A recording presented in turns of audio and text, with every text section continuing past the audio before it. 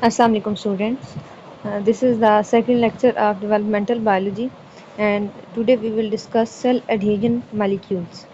ठीक है, कल हमने बात की थी लास्ट लेक्चर में मॉर्फोजेनेसिस की, that how morphogenesis take place. तो उसमें जो first proteins हैं that are involved, these are cell adhesion molecules. ठीक है, so it is the thermodynamics model of cell interaction कि जो सेल इंटरेक्ट करता है दूसरे सेल से वो किस तरह करता है, by the help of cell adhesion molecule.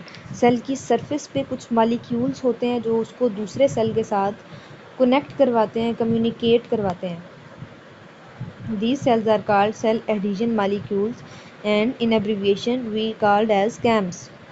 इसको क्या बोला जाता है? कैम्स। तो कैम्स क्या हैं कि सेल की सरफेस पे मौजूद प्रोटीन्स हैं जो कि सेल को बाइंड करवाती हैं दूसरे सेल के साथ या एक्स्ट्रा सेलुलर मैट्रिक्स के साथ। ठीक है, जो बाहर वाला मैट्रिक्स है या उसके साथ बाइंड करवाती हैं या क्या करवाती हैं, उसको दूसरे सेल के साथ ज्वाइन करवाती हैं। जैसे आप ये इधर डायग्राम में देखें तो ये दो सेल्स हैं, तो इनके दरमियान में जो जंक्शन नज़र आ रहे हैं आपको, फर्स्ट इज टाइट जंक्शन, ये वाला।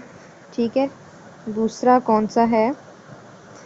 एडहेरेंस जंक्शन, एंड फिर डेस्मोसोम्स हैं, फिर गैप जंक्शंस हैं।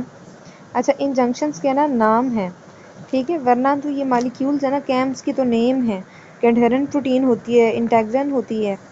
ठीक है, और जो डेस्मोसोम्स हैं, फिर इनकी जो इंट्रैक्शन है वो होमोफिलिक होता है, हेट्रोफिलिक होता है।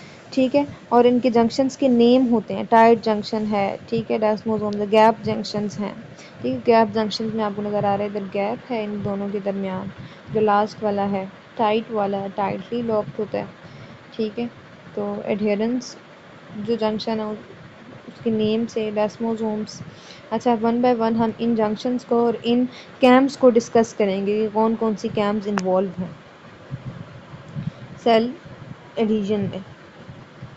जी, move to the next slide. So these, the first category which is the most important is the cadherens. तो cadherens की हम types की बात करें तो there is neutral cadherin, and cadherin, epithelial, sorry not neutral, neural cadherin, epithelial cadherin, placental cadherin, retinal cadherin, protocadherin and the C cadherin. जो neural कैडहेरेंस हैं ये न्यूरल सेल्स में पाई जाती हैं, एपिथेलियल वाली एपिडर्मिस के ई कैडहेरेंस उसमें प्लेसेंटा वाली जो हैं ये पाई जाती हैं। जो सेल जब जो जाइगोट जब एम्ब्रियोनिक स्टेज में होता है ना, तो आपको पता है कि क्या होता है कि फर्टिलाइजेशन के बाद जो जाइगोट बनता है, फिर उसके बाद मर्यूला बनता है, एक सेम मैस, एक बॉल ऑफ सेल्स बनती है और सब वो टोटीपोटेंट होते हैं, मतलब कि हर सेल की एबिलिटी होती है कि वो पूरा एम्ब्रियो बना सकता है। फिर आहिस्ता आहिस्ता क्या होता है, डिफ्रेंशिएशन स्टार्ट होती है। सबसे पहले क्या होगा, जब ब्लास्ट्यूला बनता है तो व्हाट हैपन्स, द एक जो लेयर सेल की है वो बाहर आ जाती है और एक अंदर चली जाती है। ठीक है, बाहर वाली को ट्रोफोब्लास्ट कहते हैं, अंदर वाली को आईसीएम कहते हैं, इनर सेल मैस। अब जो इनर सेल मैस है वो एम्ब्रियो की डेवलपमेंट में उसका रोल है, और जो ट्रोफोब्लास्ट है वो एम्ब्रियो को यूट्रस में इम्प्लांट करवाने के लिए हेल्प आउट करती है।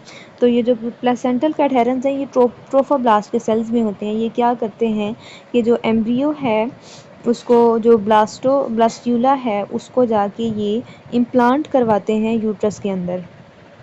ठीक है, retinal cadherins are there present in the retina.